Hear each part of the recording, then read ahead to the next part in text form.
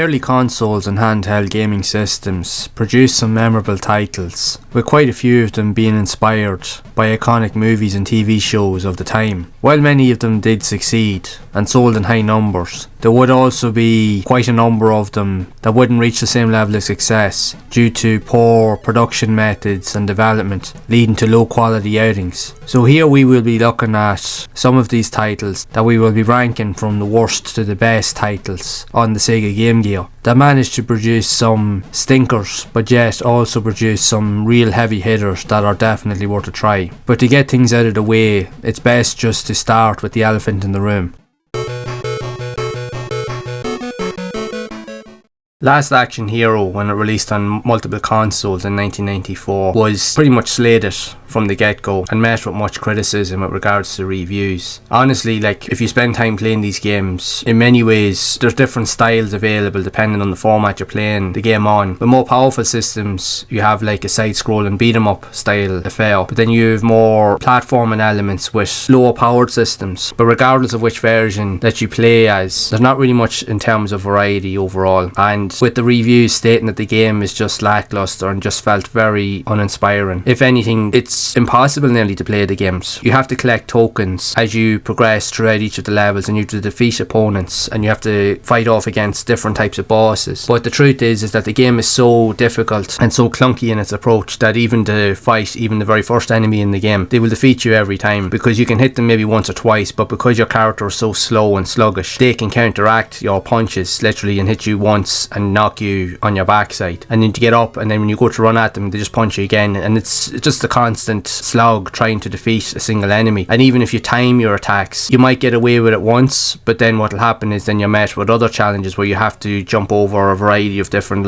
pits that will appear where you'll fall to your death. And in typical old school fashion, the level of length with regards to some of these jumps, because the control system and the collisions are so bad that you almost have to be nearly falling off the edge to make a jump long enough to even reach the next part. But that's where the problem lies. You could end up doing that jump 100 times and still never get near it. Even if you look like you've landed on the platform that you're intending to jump on, the collision detection is so bad that it actually makes you fall through the end part of that platform right back down to where you started, or even down to a pit to your death. So there's no guarantees that you will even get a good run at it. That's always the problem with these games. They're so poorly designed. Even after a few minutes of playing this Game Gear version, it's the exact same. Regardless of which version you play this game on, it's just poor. Really bad. They're so poorly designed. In all honesty, when you look at even other games, even like Home Alone for instance, they're a complete waste of a movie license. But at the same time, it was always a case where companies always wanted to capitalise off the trends of these movies, but they had very limited resources and time frames in which to develop these games for, and more often than not, they hadn't a clue how to design the games or what they really wanted to do from it. And the end result was always something that had a good idea on paper but just was poorly executed. Even simple platforming elements was always poorly executed, even silly jumps, poor combat physics, bad collision detection. In many cases the games are just an apparent mess. Now, I don't like to be disrespectful of games, I really don't, and I do respect that there was time and effort put into developing these games, but the truth is when we look back, these games could have been so much better. If you're going to produce games of this quality, you may as well not produce them at all. But even that landscape still is apparent today. We see indie development games being brought out, and a lot of them are not great, but at the same time these are also coming from people that are only starting out in game design, so you can understand their lack of experience and in many cases just trial and error trying to figure things out. And the thing is, they do gradually improve, but the problem with these older games, these were coming from established companies with big massive budgets, but yet all they were doing was just throwing out games. It was like a mass production kind of thing, just get it out there, make as much money as possible and deal with it later, or not deal with it at all. And unfortunately, more often than not, especially with these movie inspired games, all you got was complete trash. Like I said, I hate slating games, I really do, but you can't deny what's in front of you. The game is virtually unplayable. You will not even get past the first level, and if you get past one element, you'll die on the next element. That's just plain to be seen, and it's not worth your time. In all fairness, you are better off looking for alternatives, because there are ones available on these systems. This just is not one of them.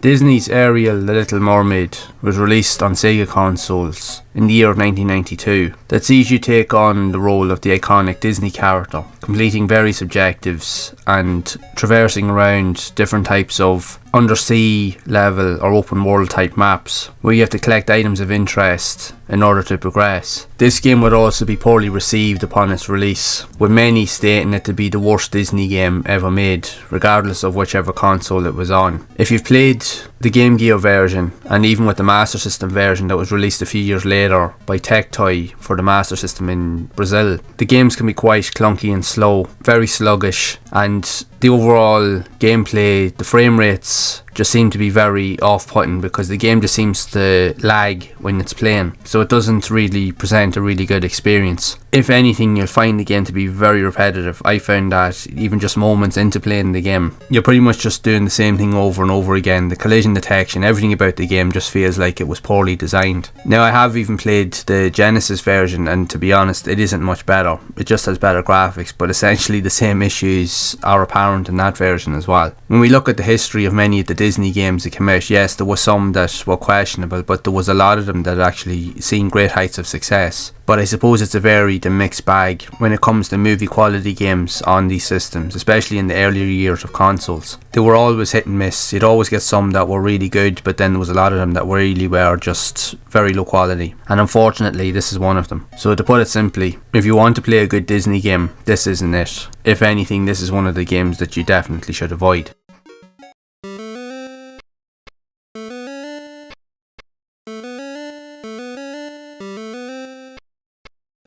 The Addams Family was released across various different consoles between the years of 1992 and 1993 that tried to capitalise off the events of the famous movie of the same name. The game was developed by Flying Edge and acted as a platformer that gave you free reins to explore many different environments as the game approaches from a non-linear style perspective, where you can explore outside of the family's mansion, even within the realm or the rooms of the mansion, and each area has its own challenges and puzzles in order to solve. And while that might seem good on paper, it isn't executed the way that it could have been, as the game is quite clunky and very unforgiving with regards to its collision detection and its use of puzzles and even traps. The game does have nice graphics, however, that's definitely its best feature, but literally everything in the game, even items in the environment, moving platforms, everything that touches you can pretty much kill you, so it doesn't leave for an all-out great experience. You will find it more frustrating than anything else. If you've played the Master System version, it's essentially the same game but just on a different format. It plays exactly the same, has the same graphics, same use of textures, pretty much the same features all around, just on a handheld system. Not the best game on this list, but if you're a fan of the movie, you could try it out, but just be known that it's definitely a tough one to master and it will test your patience.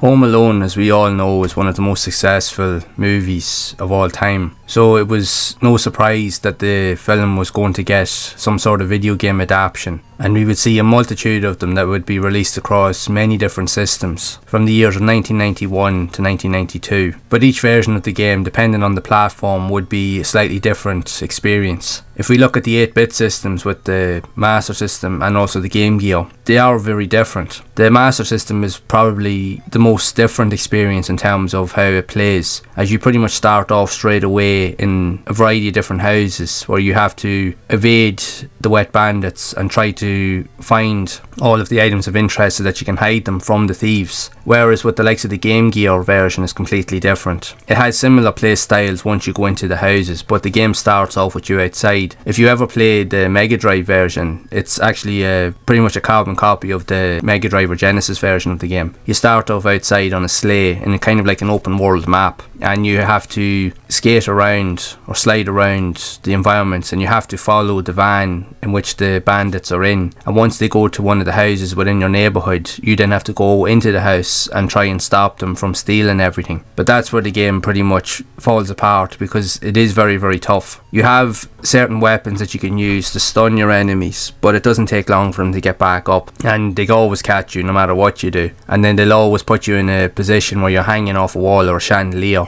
and you have to try and wriggle to get yourself free to try and continue on with your mission. But sure, before long the bandits are after you again and they'll catch you, and before long they'll have the house burgled which means then you'll fail the mission and then you have to go and continue on that repetitive nature for each house in the game. Regardless of which version of the game, they are very repetitive. If anything, the only game that I could see that got any sort of positivity around it was the Master System version, saying that they liked the graphics and the music, but everything else about the game was just not great at all. If anything, it's often considered as one of the worst movie tie-ins of a film license ever in existence. As I said, the game just really didn't live up to the heights of the movie, and if anything, games should never have been developed for them, because like with movies of such a high caliber, it is very hard to transition it into a video game format. There was even versions of the game later released on the likes of the PlayStation 2 even years later, and even at that point, and this is almost 20 years later, they still couldn't get that right. It was still considered as one of the worst games on the PlayStation 2. So regardless of what format it's on, nobody seems to be able to understand or even know how to approach an idea for this game, regardless of what they're able to do with it. They always end up trying something and it just never works. Sometimes this is proof that not all great movies should be transitioned into games, and this is clear proof of that. So these are just a series of games that ideally look good on paper, but they are best avoided in all respects.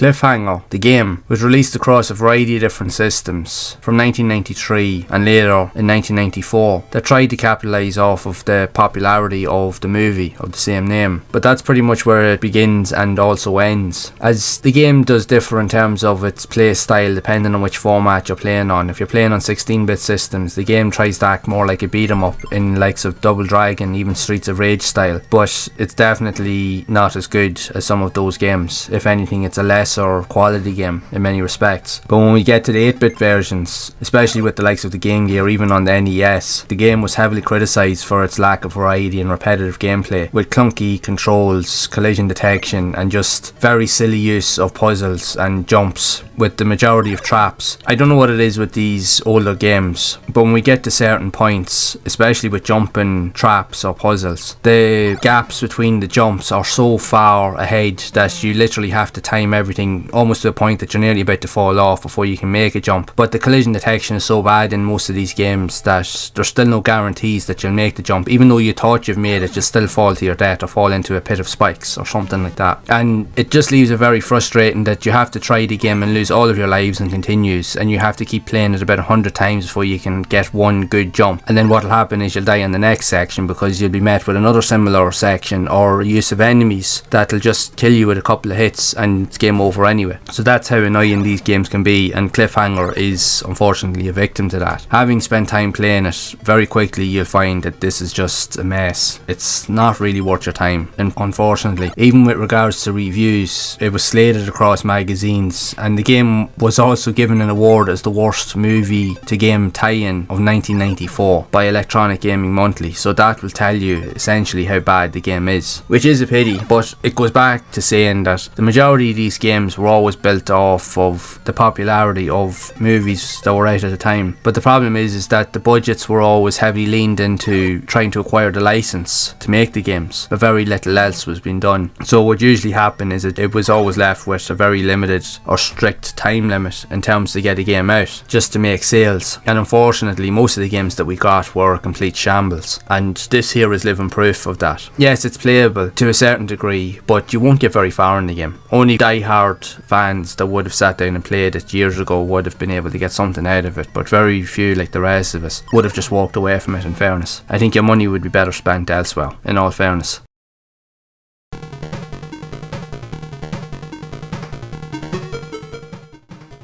Dragon, the Bruce Lee story, released on various different gaming systems in 1994. They tried to capitalise on some of the success from the movie itself. Now, depending on the versions that you played or had access to, there was a different variety of gameplay styles. If you played on 16-bit systems with the likes of the Genesis, the Super Nintendo, even with the Atari Jaguar, you were met with more of a fighting game, more in the vein of Street Fighter and Mortal Kombat. But whereas with 8-bit systems, it was more of a side-scrolling action beat-em-up style game, which was completely different from its more powerful systems. While the more powerful systems did host better graphics and visuals and gameplay, and they were very good looking for their time. The game still wasn't met with great reviews, stating the game to be quite repetitious, but at the same time also heavily difficult. It was very hard to win fights, even when you're progressing through the story, as you could have to fight multiple enemies at the same time, and more often than not they would usually do more damage to you than you would to them. And the same can pretty much be said in the 8-bit renditions, because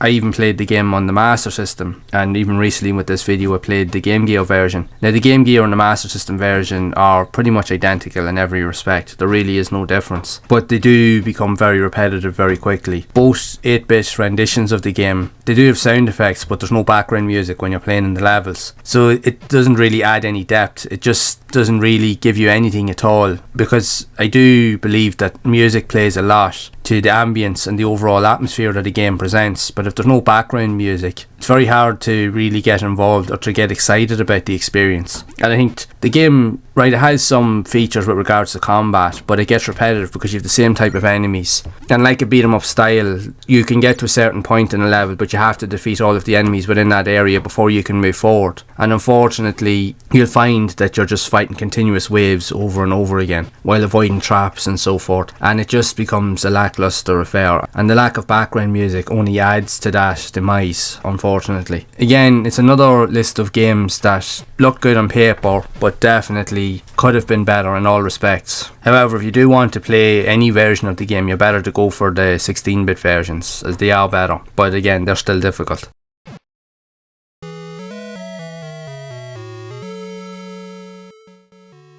Indiana Jones and the Last Crusade would see ports of the game being released across a variety of different consoles over the years between 1989 and 1994. Depending on the platform you had access to the game on would present somewhat of a different experience, but the majority of consoles usually contributed to like a platformer or action game. But in stating that, the game was very, very difficult. Although it did capture the look and feel of elements seen in the movie, it wasn't depicted in the way that it should have been. But despite that, the game still got fairly decent reviews when we think of how difficult the game is. When we look at it in today's sense, it doesn't really make a lot of sense because the game is ridiculously difficult. The game has great graphics, don't get me wrong, but the controls can be finicky. The collision detection is quite simply atrocious. Everything can literally kill you. If you fall more than 10 feet off a ledge, you're dead pretty much instantly. And there's so many jumps and finicky elements that will cause you to just die many times over. But despite those flaws, the game managed to sell across all systems in massive numbers, selling, basically making millions across the board with regards to sales on all platforms, which is insane. And I think it was because of the fact is that the game was being sold based off of the iconic movie alone, and that's what greatly helped it. If it had to have been a different variety of game or under a different name, it definitely would not have sold in the high numbers that it acquired. Many of these movie tie-ins do look good on paper, but when you go to actually play them, they take a lot of patience, let's just put it that way. They're not always as well executed as they could have been. There are some elements that do stand out, but for me personally, having spent time playing the game, it's just very repetitive, and in many cases it's just overly difficult because enemies, you're walking around with a whip, but yet they have guns, and if they shoot you once or twice you're dead, which obviously is realistic in that sense. But if you fall off a cliff more than 10 feet, you literally will lose all your health and you die straight away, and everything hits you. And especially when you're in cave levels, like literally from the start, it doesn't matter what you seem to do, there's so much trial and error involved that it takes ages just to get past one section of the game, only to be met with an even more difficult section or something silly will happen and you'll end up dying anyway. So it just doesn't contribute to an overly good experience. Now, I have played the Master System version and it's exactly the same. Like the Game Gear version is exactly just a carbon copy of the Master System version in all respects. It plays exactly the same. There really is no difference to it. Like, I generally don't like to hate on games, which I don't. I always try to see the positives, and there is some distinctive elements. Like the graphics, I will admit, are phenomenal in the game. That's definitely its best feature, but the game is just too difficult and too frustrating to really make it a good experience, and that seems to be the case across the board. So if you're a fan of Indiana Jones, then it might be worth a try, but for fans or for people that know of these type of frustrating games, might want to give it a miss, because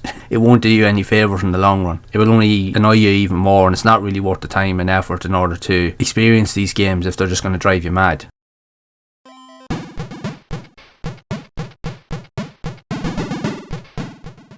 Robocop 3 is kind of a mixed bag when we look in the grand scheme of video game adaptations based off of movies, as the game was released on multiple platforms anywhere between the years of 1991 to 1993, and it's kind of weird because the game got, in most cases, depending on the platform it was on, it got very good reviews, but then it got mixed average reviews later on, which is kind of hard to believe when you think of it, because it's also depending on the platform. One thing that's apparent across the board is its overall level of difficulty, and the major gripes with regards to the gameplay aesthetics, collision detection, the combat elements. It's weird to see a game with so many flaws get such high in reviews, which doesn't really make sense, because while the game was heavily categorised, but it's also considered in the modern day as one of the worst movie adaptations out there because of the level of difficulty and just the unbalance in the gameplay. Like, even if we take a look at the Game Gear version, it's apparent straight away, like, it does have some fairly decent visuals, although it does and can play and come across quite repetitive very quickly.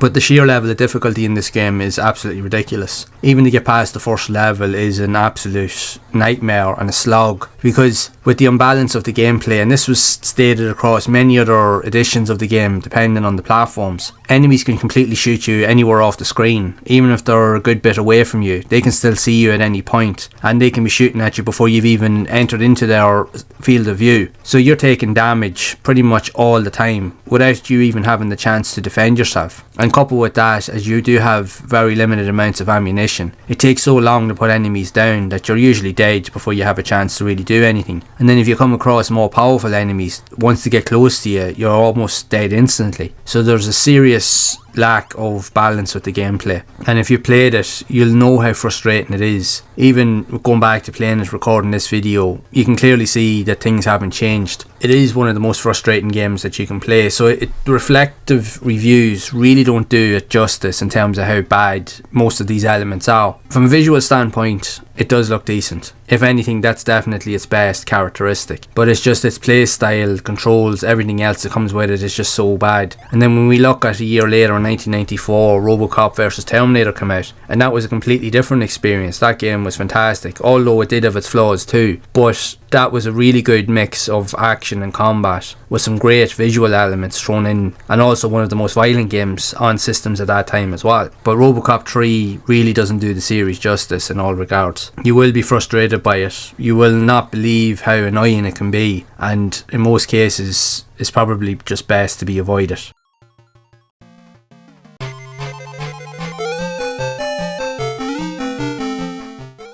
Tom and Jerry the movie saw a release originally on the Sega Master System and Game Gear, would later port to the Sega Genesis sometime later, but the game would be met with harsh criticism regarding reviews, stating it to be one of the worst movie adaptations pretty much ever made, as the movie itself didn't get overly great reviews anyway. That sees you taking on the role of Tom trying to chase after Jerry, where they find a map that has treasure tied to it, and Jerry steals the map, so it's your job to try and get it back. But what you'll be met with is, while the graphics are decent in the game, you have to play through a variety of different environments. The only downside of the game is that Tom is completely limited to where he can move, as he has random platforms that are situated within the levels that block your movement, and you have to keep climbing and jumping and avoiding them in order to progress, whereas Jerry can move wherever he likes. But there are some subtle differences regarding the 8-bit versions. With the Master System edition, you play on completely different levels, but at the end of each level, once you capture Tom, that's it. You can literally move on to the next stage. But with the Game Gear version, it's different. You have a different set of stages to play through, but at the end of each level, you've got like a mini boss that acts as more like a protector for Jerry, and you have to try and avoid it, like either a dog or some form of animal that always will keep knocking you back and stopping you from trying to get near Jerry. So you have to try and find a way either to lure into a trap, or you have to try and avoid it by using any means possible, either jumping over it or whatever it is you can do. But it's very, very hard to do, and in some cases this is where the game kind of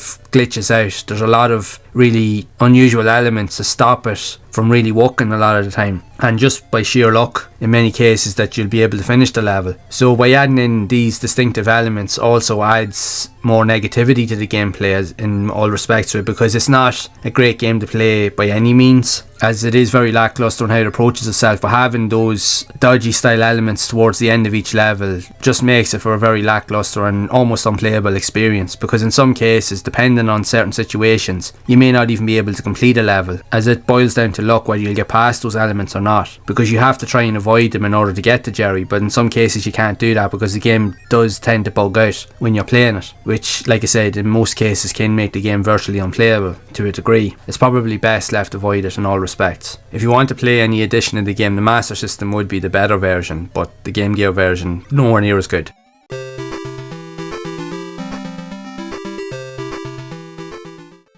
The Superman game, when it released on multitude of systems in 1992 and in 1993, was a mixed bag in terms of its overall gameplay aesthetics and style, often stated as one of the worst games of its kind, as while not fully inspired by events of the movies, it had some adaptations between that and elements seen in the likes of the comic books and even the cartoon series. But there was always, with many superhero movies, there was always an imbalance trying to transition iconic superhero characters onto the video game format, and for some reason they were never able to get the Superman formula right. If we look at the likes of the Batman games, yes, they were hit and miss over the years. You had some really excellent games while you had some mediocre or even poor games, but that would change later on in recent times with the likes of the Batman Arkham series, pretty much considered as the best superhero game franchise of all time, and quite rightly so, because they are fantastic series. But during the earlier years, developers just really struggled to find a way to bring these superheroes to life in the video game realm in many respects, as most games always usually contributed to like side-scrolling platformers or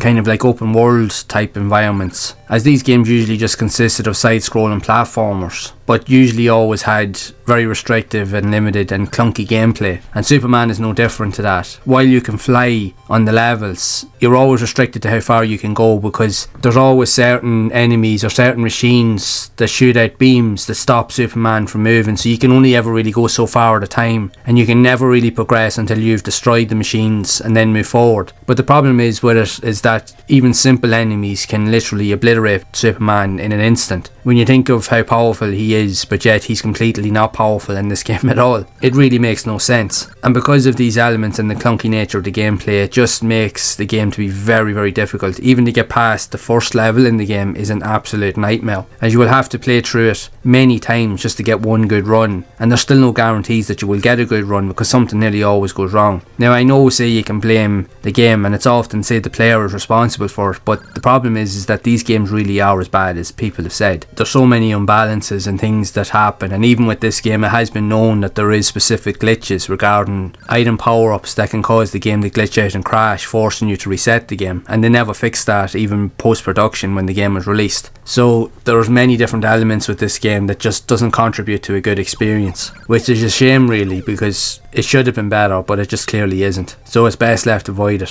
in all respects to it.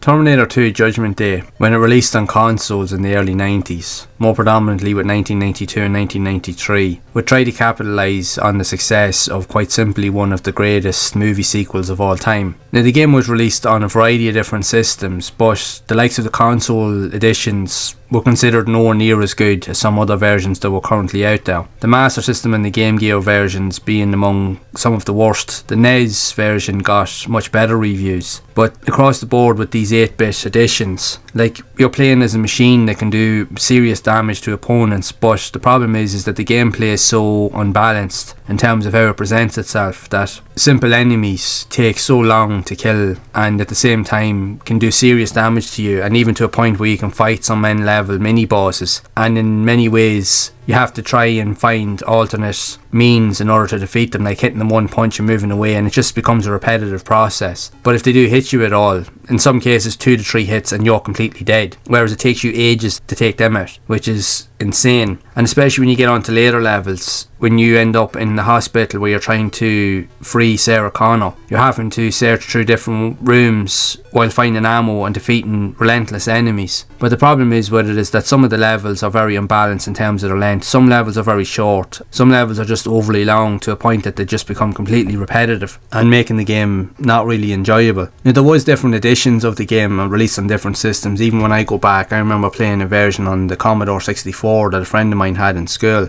and that had different variations for the different levels in the game, whereas you could start off like from a side-scrolling perspective playing as the Terminator, and then you would end up going into the motorbike phase where you were being chased by the T-1000 in the truck, where you had to avoid different types of obstacles. Then it would move forward where you actually played as Sarah Connor trying to escape from the hospital. So there was different varieties in terms of the gameplay, and I do remember the Commodore 64 version being really enjoyable and being among some of the better versions of the game to play. But when we look at it from the grand scheme of things on the console versions, they were nowhere near as good. Probably the NES version was the best of this series of games, which is a pity, because if we look back at the earlier Terminator game that was released not long before these games were released, that was based on the first Terminator movie, that was a far better experience compared to what we got here. It had some decent ideas, but it just could have been so much better. If we look at the Game Gear version more specifically and the Master System, there is no real difference in terms of the overall gameplay. They're virtually identical in every sense. So if you played one, you don't really need to play the other.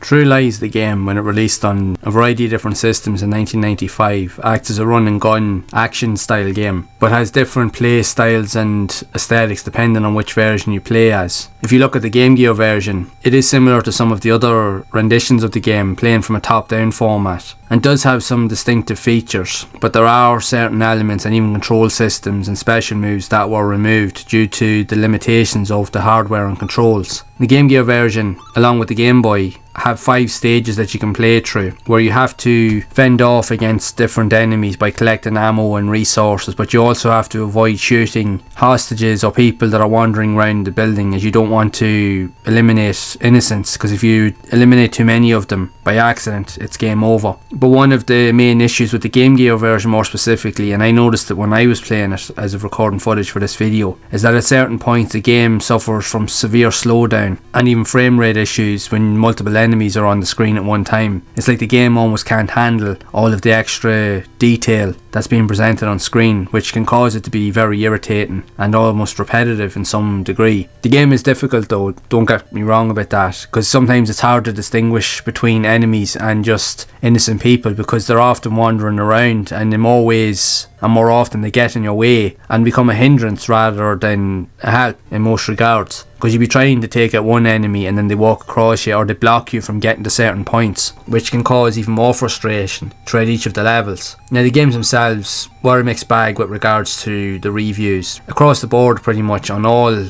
platforms released on, and many stating that the gameplay was somewhat mindless and very repetitive and is more of the same regardless of the levels you play on in the games. Now, in stating that, there's some elements of the games that are quirky and are fun, and if anything, it's not the worst of these movie adaptations that are out there. Just depending on the systems you play at, there's some versions of this game that are definitely better suited to quite possibly more powerful 16-bit systems than the 8-bit systems. But it's still impressive to see them running the way that they do, but they just could have been executed a bit better in most regards. Or maybe in most cases they probably shouldn't have been released on them at all if they were always going to suffer from those elements. But that's just the way it was. Games were always getting those adaptations to try and capitalise off the success and popularity of movies at the time. So the more money they can make from sales, the better. But you wouldn't always be presented with the best experience. It's still worth a try in most regards, as it's not the worst movie adaptation out there, but let's just be clear that it's not an easy experience and will require a lot of patience and consistency in order to overcome.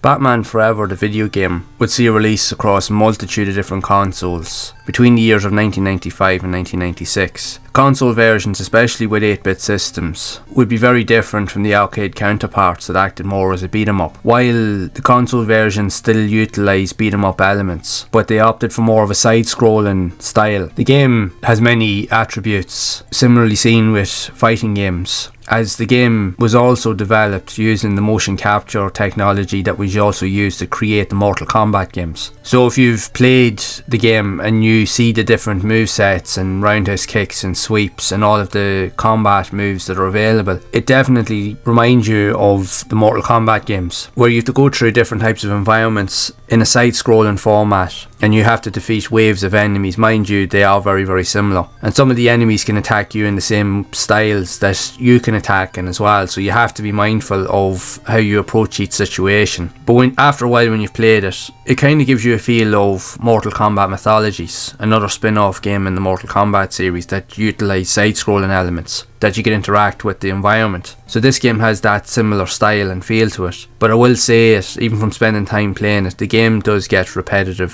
very, very quickly. Many stating it to be one of the worst games released on these systems. Now, I found it from when I played it, funnily enough, it was a lot better than I expected. I know it may not be considered as a great game. The graphics are very lackluster, as the colour tones are very dark and mute and feel quite limited, but the fighting mechanics aren't too bad in the game once you get familiar with the controls. If anything, that's its best feature. But even I will admit, when you're traversing through the levels as you save the hostages, as that's part of your task of what you need to do in each environment, the gameplay does get very, very repetitive very, very quickly, and especially later on, because certain enemy types will block your moves and they'll be able to utilise the same attack patterns that you can use, so it will make it quite frustrating. It's a game that I suppose that did have promise and had some quirky elements, and especially, like I said, if you played Mortal Kombat, you will be quite familiar with these early styles, as it also used digitised characters for its sprites. But it's just, I suppose, not executed the way that it could have been. But it's still better than some of the movie style games that were on the system, funnily enough, regardless of its limitations and unique quirks. It is worth a try, that's all I'll say, but just, I will let you know that it will get repetitive very quickly. You'll find yourself just doing the same thing over and over again.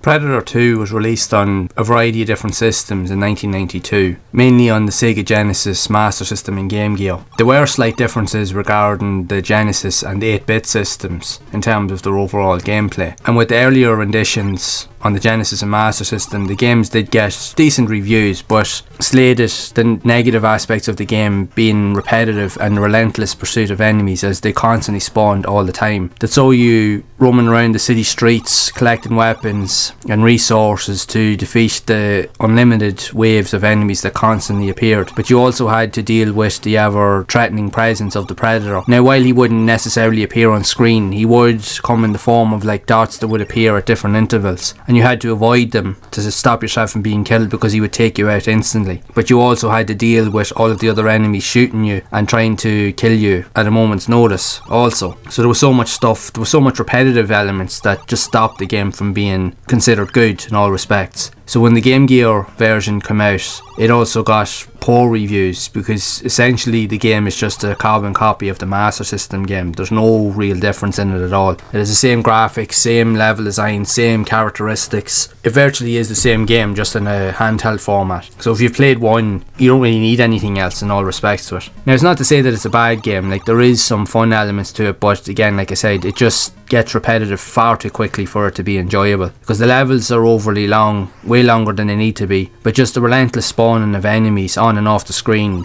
will just drive you crazy, and you won't even have the patience in most respects, especially if you're playing it today, to kind of really want to sit down and play it for long periods. You'll just more than likely just get annoyed and just switch it off and go on to something else, which is a pity, because the game does have promise and it does have some distinctive features that make it stand out, but it's just, like I said, those elements, the repetitive nature of the game just stops it from being a classic. But would I recommend it? Well, I would give it a try if you're a fan of the movie and if you want to see what these earlier renditions of the games look like, but it won't be for everybody.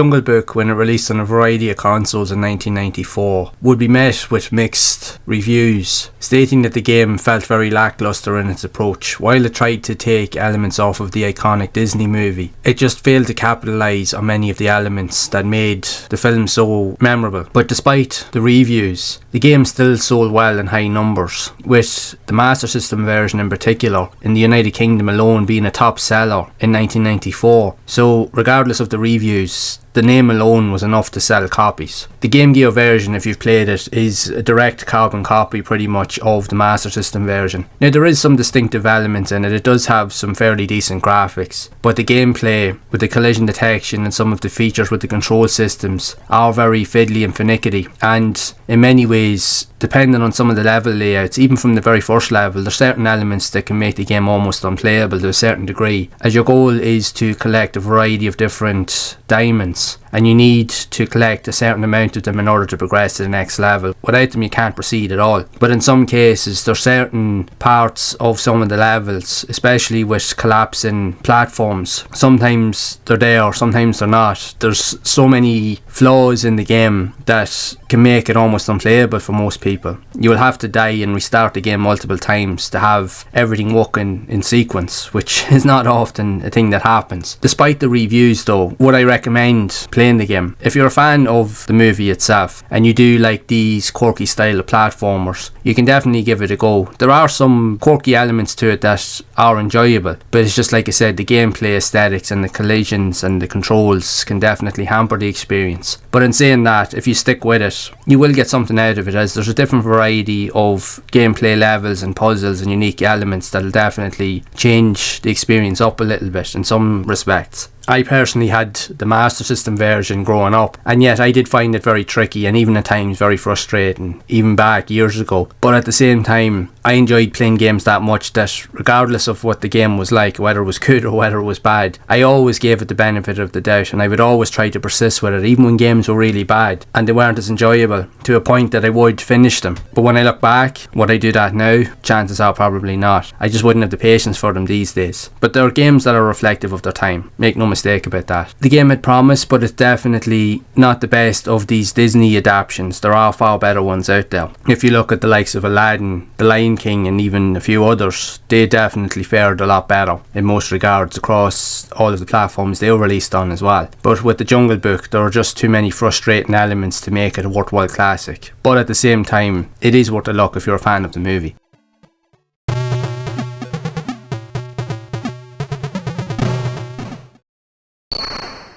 Terminator 2, the arcade game, would release on a variety of different consoles, being ports of the iconic arcade classic, but the transition to the consoles wouldn't follow the same feat based off of the memorable game, as in many cases there was different quarrels with the likes of the gameplay elements, replay value, the longevity of the levels in the game being overly long, and the unbalance in the gameplay difficulty increasing the further into the levels that you get. And there was also gripes around the likes of the Master System version, as with it being a light gun style shooter, it wasn't supportive of the light gun phaser or gun that you could get as an accessory for the Master System, so that totally disregarded the whole gameplay element of it, that you had to rely on the controller for the gameplay, which was definitely cumbersome to say the least. And the same can be said with obviously with the Game Gear version, as it played almost in a similar style. There's very little differences in terms of the Game Gear and the Master System version. Now there would be subtle differences regarding other versions that the game was released on, and while it did have some distinctive elements, if anything, the graphics and the visuals and the animations of the characters moving around on screen were quite decent, but just the repetitive gameplay is what stopped it from being an all-time great in many respects. But the game did sell well in high numbers, and it still did a lot better than the previous Terminator 2 Judgement Day game that had already come out at that point. And it did get fairly decent reviews across pretty much every platform it was on, but not to say that it doesn't have its own flaws. It definitely could have been better, but there were limitations with the hardware that stopped it from being great in all respects. But it's still a fairly worthwhile title just to play in short bursts. If you're a fan of the arcade game, it does offer some slightly different alternatives, although not as good, but definitely not the worst game of this kind out there.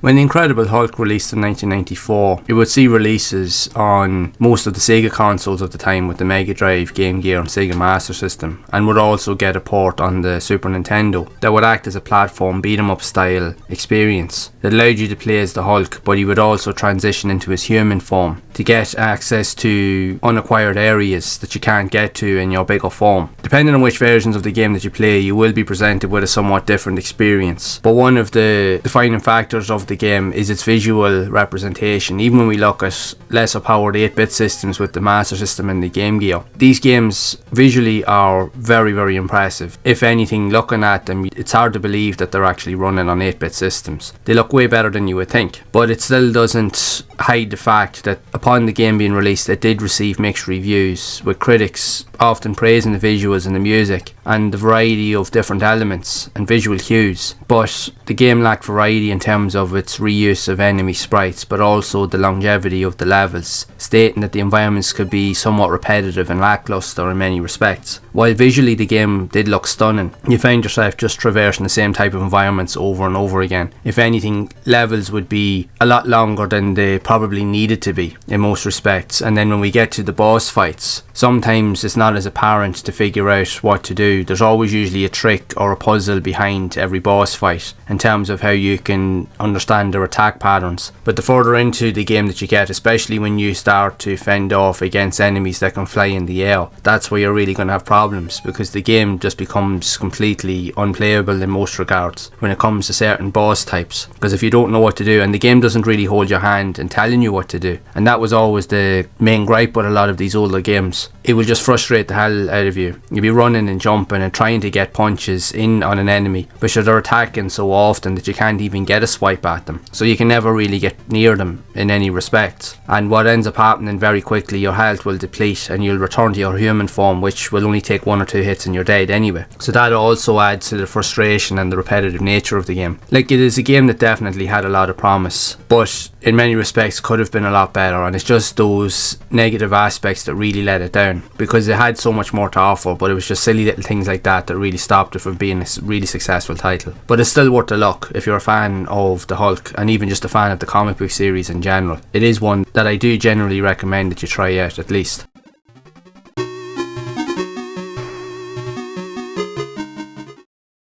Hook, the game, would see ports to many different systems that would play out in very different gameplay styles depending on which format it was released on. With the game being released mainly on consoles, it would act as more of an action platformer game, but with other systems such as home personal computers with the likes of the Atari ST, Amiga and MS-DOS systems, it would act as more of a point and click experience that focused more on story rather than action. But there was definitely enough here for fans of the movie to get involved with. Now, in saying that, it does have some distinctive elements and it does have some good features. If anything, it was definitely one of the better movie ports that was seen on earlier systems, but that's not to say that it's not without its gripes. The games are tough to play, they're very tricky, they can be quite cumbersome, and in some cases the controls can be a little bit on the sluggish side, and in many cases can lead to a frustrating experience in most regards. But when we look at the sea of movie inspired titles that were released on these systems, this definitely is better than most of them, but it's not to say that it's not without its gripes. If you've played the Game Gear version, which you can see here, you'll notice a lot of similarities to that of the Master System version, as technically they're both identical in many respects. They have the same visuals, graphics, even the levels. It's pretty much a direct carbon copy of the Master System version in every respect to it, just on a smaller screen. But it does have some nice visuals and it does have some distinctive aesthetics that definitely stand out. But again, like I said, it's not an easy game to master. There's a lot of trial and error that will be involved, and some of the levels can range from being quite short to also being quite overly long and drawn out, which can only add to the frustration. If anything, in many cases the game can become somewhat repetitive the more you play it, and that was reflective in its reviews in magazines looking back. Now, it's not to say that they're a bad series of games. They are fairly decent for what they represent, and they're better than most. And depending on which format you play, you will have a different experience. Either you want a platformer or action game, a narrative-driven point-and-click adventure, or if you played the arcade version, which acted more of a side-scrolling beat-em-up, similar in the veins of like Double Dragon or Streets of Rage. So there's enough here to contribute to many different gameplay styles if you're fans of the movie. And for those reasons alone, the game is worth a look, in all respects to it.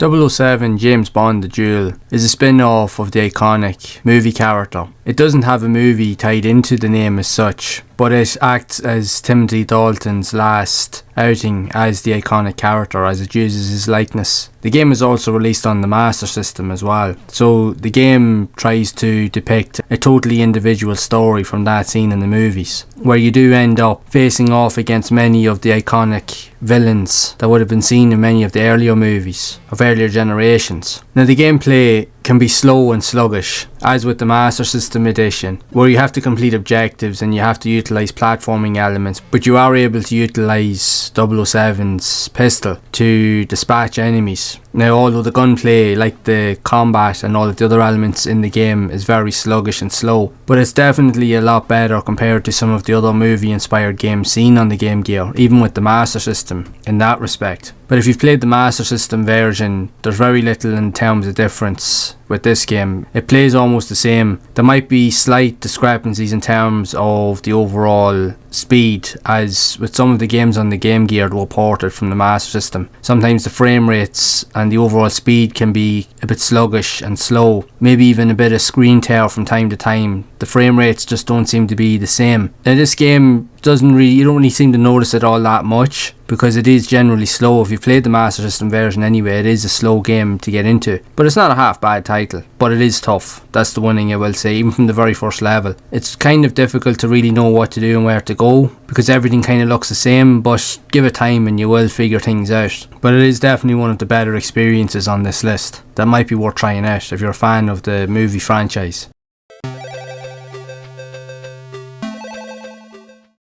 The Lion King, releasing on consoles in 1994, would act as a platform adventure game that saw releases on platforms anywhere from the Sega Genesis to the Super Nintendo, NES, even handheld consoles with the Game Gear, Game Boy, even home systems with the Amiga and MS-DOS platforms, that would take elements from the iconic movie with some excellent visuals and great gameplay aesthetics, although the game being very, very difficult. The game, however, did sell in extremely high numbers across all formats, and it's no surprise when we look at the success of the movie. It was inevitable that the games were also going to follow a similar trend. But in saying that, these depictions of the games themselves are definitely among some of the best movie-inspired games out there, and even some of the best Disney-inspired games on any of the systems. But at the same time, the game is also very, very difficult. In many cases, stating the game, especially on the Super Nintendo version, to be even more difficult than the Aladdin version, which was also another excellent game that was released on systems, that sees you taking on the role of a young Simba as a cub and gradually evolve into an adult, where he tries to reclaim his throne over being the king of his homeland, which will take you on many different adventures across a variety of different levels with different puzzles and different distinctive traits that you must overcome in order to progress and learn more about the character's story. It's definitely one of the best game to movie depictions that's out there, and the game was met with high praise across the board on all systems. But the only major factor being that the game difficulty was uneven and unbalanced, stating that it was easy in some areas but it'd be extremely difficult in others. But it also praised the game's outstanding visuals and graphics, very like the Aladdin game, being among some of the best ever seen on consoles at the time. They are a beautiful selection of games in terms of its visuals, for sure. So if you're a fan of The Lion King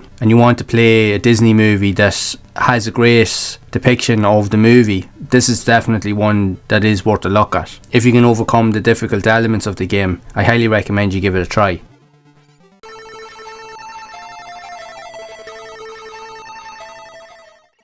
Bram Stoker's Dracula, released on a multitude of different systems within the year of 1993 and was later added to different platforms between 94 and 95. that tried to capitalise off the success of the iconic movie that was released in the early 90s. And the game acts as an action side-scrolling platformer game where you take on the role of Jonathan Harker, where he is tasked with trying to defeat Dracula himself, which will take you across many different environments, anything from dark caves to castles and mansions and dangerous type of areas where you must defeat a multitude of different enemies to reach the goal so that you can defeat the end of level boss. Depending on which versions of the game that you play, they are very different. If you compare the 16-bit editions to the 8-bit versions, they're a completely different gameplay style, not just in the visual sense but even how they play. The 8-bit versions are more fast-paced and are quite simply even darker in their approach. If you compare the likes of the NES version to the likes of the Sega Master System and Game Gear versions, they're almost identical in many respects. The only difference between those versions is that the Master System and Game Gear actually have a more visual colour palette, and graphically they're a wee bit better than what was seen on the NES. The NES is very limited in its colour use. Now, I owned the game myself on the Sega Master System growing up, and I really enjoyed it, but I will admit the game can be long in terms of the amount of levels. There is an easy mode that allows you to play through the first few levels of the game until you reach the first major boss, but after that then you will have to play on harder difficulties in order to unlock or gain access to all of the additional levels within the game. But the one thing that you'll find, regardless of whatever versions of the game that you're playing, yes, it is decent for what is represented, but you'll quickly find that the game does become somewhat repetitive very quickly. It is difficult, let's make no mistake about that. You have to be aware of your surroundings, and you have to be mindful of your overall health status as well, because you can die very, very quickly. And in some cases, the game will require you to have many tries before you can complete a level, which will also add to the frustration. Now, I found it to be an enjoyable experience, but I will admit, even over time, and even when you look back at the game now, it can get very repetitive. That's the one issue, and it's easy to see why, because if you look at any sort of reviews online, that is one of the major factors that everybody was complaining about years ago when the game was released, that the gameplay just felt repetitious and uninspiring in many cases. Now, it doesn't say that it's a bad game. That doesn't take away that it's a bad game at all, in fact. If anything, when we look at movie releases on these systems, it does stand out amongst the plethora of them out there, because as we all know, movie inspired games aren't usually always the best category out there. It's like somewhere along the lines that developers spent so much effort trying to acquire the license that in many cases when they did get it, they didn't really know what to do with it, and they just put something together, and usually in most cases they were always under strict time limits to get something out while the film was still trending. And in many cases, games usually often released to a clunky mess, or there was always elements that could have been improved but weren't. And Bram Stoker's Dracula is no different in that sense. But it's still a worthwhile experience, and it's still among some of the best and better versions of these movie ports out there, regardless of what people say. Not the best one, but definitely one to try out for sure.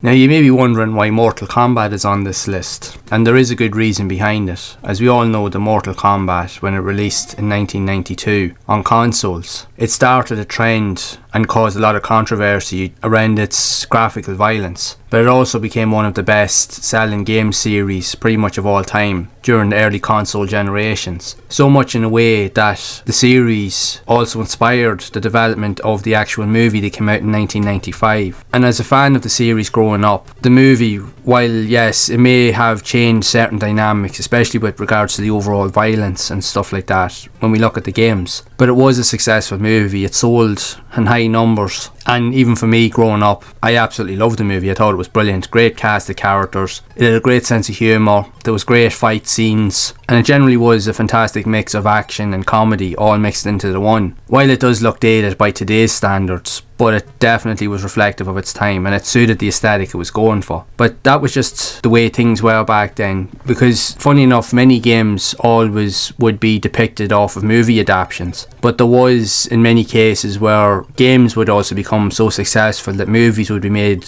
from the games themselves, and that always carries its own caveat. Whereas some of the movies and some of the games, depending on which way you look at it, some are decent while some are terrible, whichever way you look at it. But Mortal Kombat, in fairness to it, the games were excellent and the movie was really, really good as well. It may not be to everybody's taste, but it was a good, decent movie, and I really enjoyed it. I still go back to watch it every so often because I grew grew up watching it, and I just think it's just awesome. So that's the reason why I've included it in this list, because it has that dynamic to it as well. It's definitely one of the best movie game adaptations that is out there. And while there is new versions that have been brought out in recent years that try to focus and retell the story to some degree, they're definitely a lot more graphic with the depiction of its violence on all of those additional elements. So it tries to stay true to the original format, if you will. But still, a fantastic series, and even the movies are worth a look themselves. So definitely one of the better adaptations out there on these earlier systems for sure.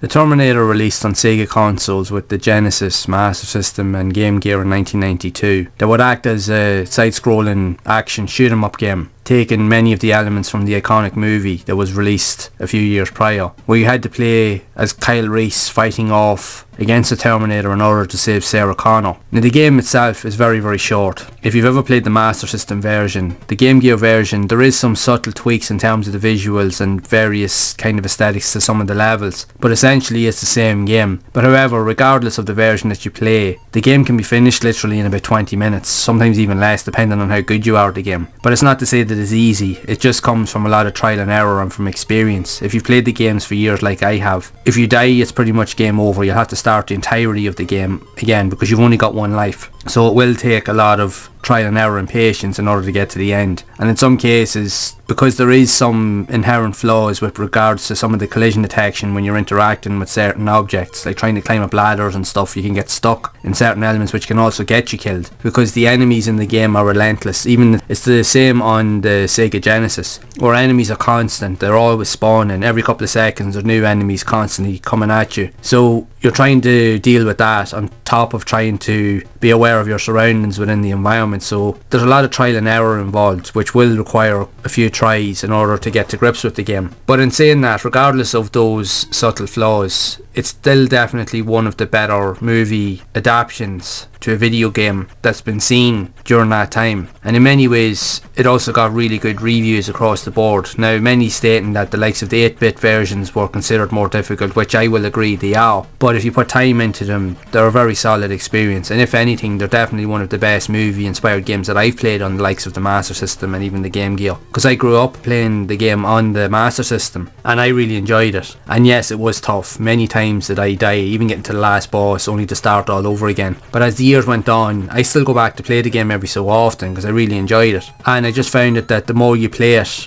especially now in later levels when you're fighting off against the Terminator, especially in the third level where you're in the nightclub, it can get very cumbersome with regards to the gameplay because you have to keep ducking and avoiding the shots and keep shooting him and making sure you don't take damage. And especially as when you're getting older, it can get very tiresome with using the controller with your hands, and you don't have the same dexterity that you would have had when you were younger. But it still doesn't take away from the fact that it is a good solid game, and it's definitely, for me, in my own personal opinion, one of the best movie adaptations that you can get on consoles. It's actually way better than the games that followed it with Terminator 2, both the Terminator 2 game and the Terminator 2 arcade game, as they were definitely nowhere near as good as this experience, which is quite a pity when you think about it. But this version of the game, even on 8-bit systems, was highly praised for its graphics and even its distinctive audio and visual design, as it's very, very catchy and is definitely among some of the best out there on 8-bit systems. So it's definitely recommended that you try it out.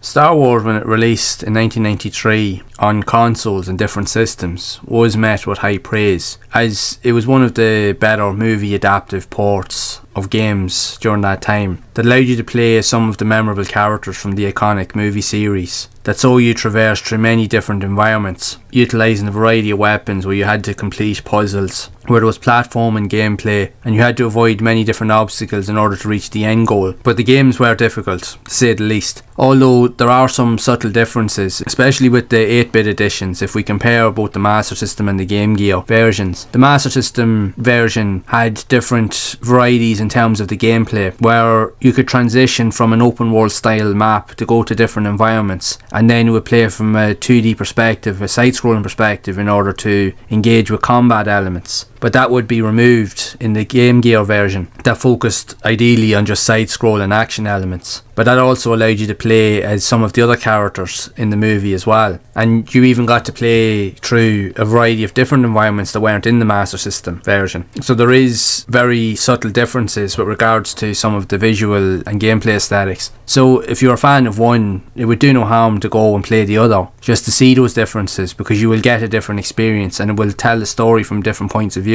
But that's not to say that they're easy. These games are tough, make no mistake about that. But if you're a fan of the Star Wars franchise, these are definitely one of the better movie ports that are out there. But it's not to say that they're perfect. They are flawed, they are tough, and they do have their subtle differences and cues that may not be for everybody, but they will appeal to a select few.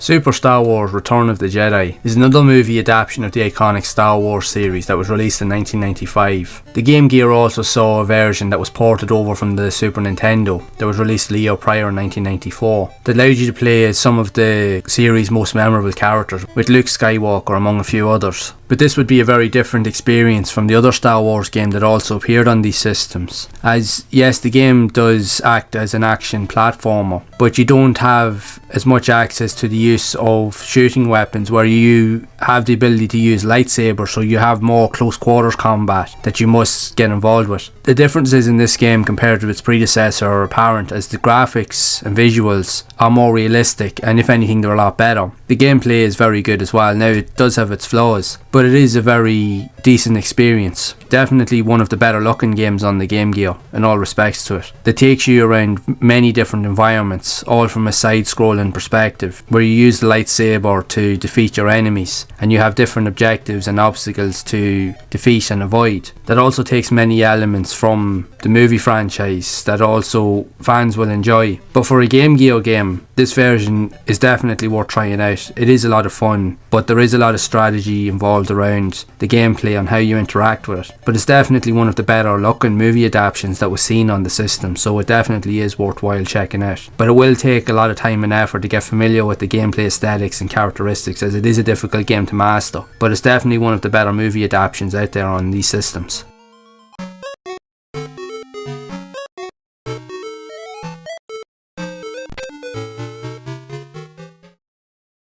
The Aladdin video game, released in 1994 across a multitude of different consoles off the back of the success of the iconic movie. Each game differs in terms of its play style depending on which format it was released on. On 16-bit systems it was more of an action platformer focused effort, whereas with 8-bit systems it was more platforming more so than action. But it still contributed to great sales, as the Game Gear version alone was considered one of the top selling games on the handheld console in 1994, and in the US alone it topped the Game Gear sales charts for 3 months straight. And even in the UK in August of 94 it also became the top selling game on the system, and it was highly received, with many stating that it had gorgeous background graphics and visuals and great gameplay. But at the same time, people also stated that they would have liked to have seen a bit more action with regards to many of the gameplay elements. But that still doesn't take away from the fact that it is considered as one of the best titles seen on not just the Game Gear but also on the Sega Master System. And even if you look at the 16-bit entries on the Sega Genesis and Super Nintendo, they're among some of the most visually stunning games in their category. They really are a delight to behold, and they've got great gameplay regardless of which version you're playing.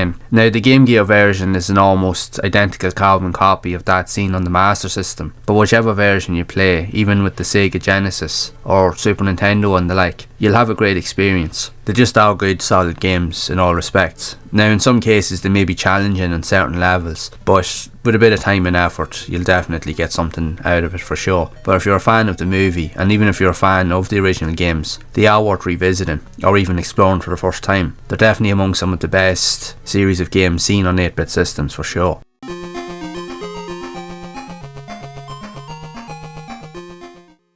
Power Rangers the movie, I will admit, was a surprise in this list of games, as leading up to this video I had never actually played the game before. Now, I had seen editions of it because it was released on the likes of the Sega Genesis, the NES, the Game Boy and the Super Nintendo, along with the Sega Game Gear, and each depiction of the game is a completely different experience, with the SNES and Game Boy versions being like side-scrolling action style beat-em-ups, whereas the Genesis version is more of a proper brawler or beat-em-up, very similar in the likes of Final Fight and Streets of Rage. But the Game Gear version is completely different, as it acts more like a fighting game, very similar to games like Street Fighter 2 and Mortal Kombat. And I have to say now, I was very impressed with this title. I didn't expect it to be as good as it is. It's fun, it's fast paced, there's a load of variety of moves, and funnily enough, for a Game Gear title, it has some of the best visuals I've ever seen on the console itself. That really reflects that element seen from the TV show and even the movie itself. But in saying that, some of the first few levels of the game don't necessarily take all of their elements from the movie. They take many of their varieties from certain seasons of the TV show, but then later adaptations take elements from the movie itself, where each battle kind of starts off where you're fighting against one type of boss and you fight against a variety of minions where you have to defeat them all. And once you've defeated that boss,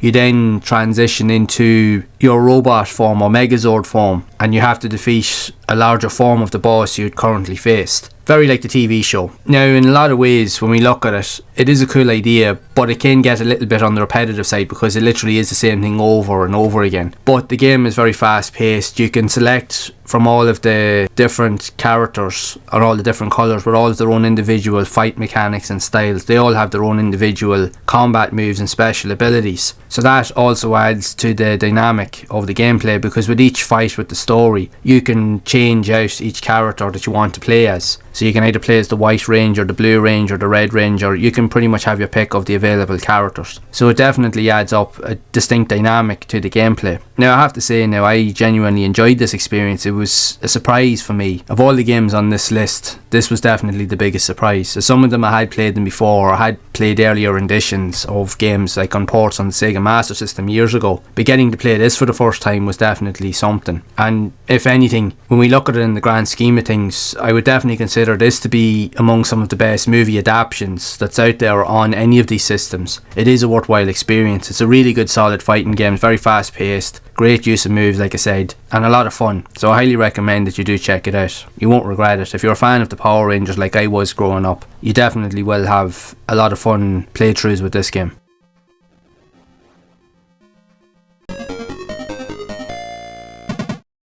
Alien 3 released in 1992 across a multitude of different gaming systems that acted as a run and gun side-scrolling shooter action game that took a lot of elements from the iconic movie, that sees you reprise the role of Ellen Ripley as you must progress through a variety of different environments with the aim to try and save as many of the hostages and prisoners before the time runs out. If you've ever played any of the other versions of the game, even likes on the Sega Master System, it's almost identical, but there are various differences when we compare the 8-bit versions to the 16-bit versions. But regardless of which format the game was released on, it was highly praised in magazines, while many stated that they felt the gameplay to be a little bit on the repetitive side, but you couldn't deny the fact that they all had great graphics, great sound effects and visuals, and it just had really good fast-paced, action-packed gameplay. I owned the Master System version of Alien 3 when I was growing up, and I have to say, for me, that was personally one of my favourite games on the Master System. It had a great mix of action, platforming, strategy, puzzles. The time limit is definitely its biggest hindrance, as you have to do everything in the confines of the short time frames, because if not, you lose a life and pretty much it'll be game over. So in order to find all of the prisoners, you have to remember their locations, almost like as if you were playing some sort of memory game. You have to remember the level layouts, and you have to try and understand and remind yourself of where every prisoner is, and pick a route and stick to it in order to get through the levels in the quickest possible time. But you also have to be aware of the locations of monsters and aliens, even facehuggers, that roam around each of the environments. And the games themselves, in fairness to them with the levels, the game doesn't really hold your hand in terms of its entry level points. It pretty much throws you in at the deep end, and the game is tough, make no mistake about that. And there's many levels, and the levels do become more intricate and difficult and even longer as the game progresses, so it will take quite a few tries in order to master all of the elements in the game. But if you played any of the versions of this, you'll understand how much of a solid game it is.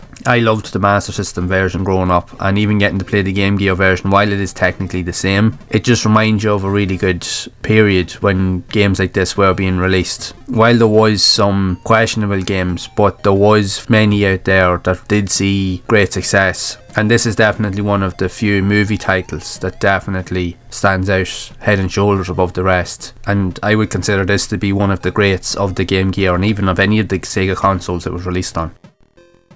So if you've made it this far in the video, you will have seen the worst and yet the best of these movie style depictions that were released on the Sega Game Gear, with some of them being seen as some of the greatest games on the console, and quite rightly so. But they're still an interesting case study and something to really talk about and create a discussion around. So I would love to know your thoughts. What are your favourite games for this list? Do you agree with the order of the way these games are presented? What games did you like or dislike? So let's create a discussion then in the comments below. And in the meantime, if you would like to see other types of movie inspired games that were released on other Sega consoles, even with the Master System, Sega Mega Drive or Genesis and beyond, then be sure to check out this next video, where we will dive behind the scenes of many more unusual and yet influential titles that became icons of a long forgotten era.